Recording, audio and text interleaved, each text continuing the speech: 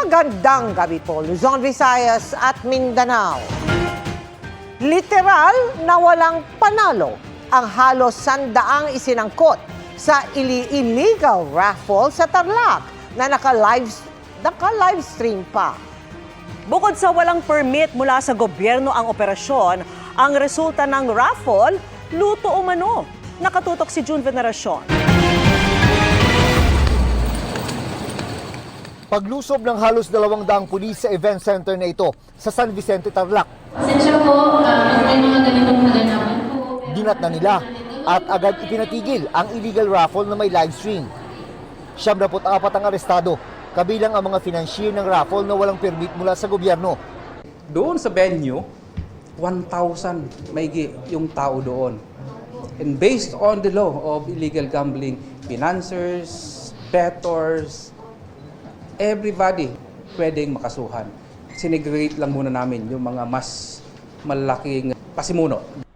Halos puno ang venue, lalo't milyong piso ang halaga ng mga premyo, kabilang ang brand new SUV na ipinagmamalaki pa sa online advertisement.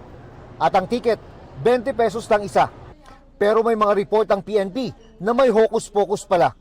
As alleged, wala talagang legitimate winners na na-identify. As alleged, sabi ng mga ibang tumataya, yung mga nananalo, it belongs to the inner circle.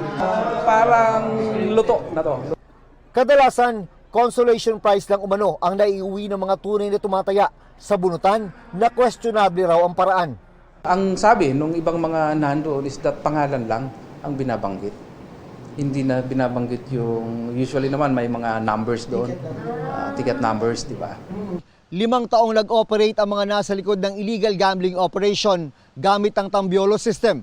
Buwanan daw ang kanilang raffle draw sa iba't ibang lugar sa Luzon.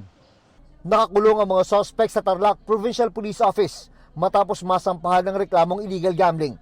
Sinusubukan pa namin silang makuha na ng pahayag. Para sa GMA Integrated News, June Veneracion, nakatutok, 24 oras.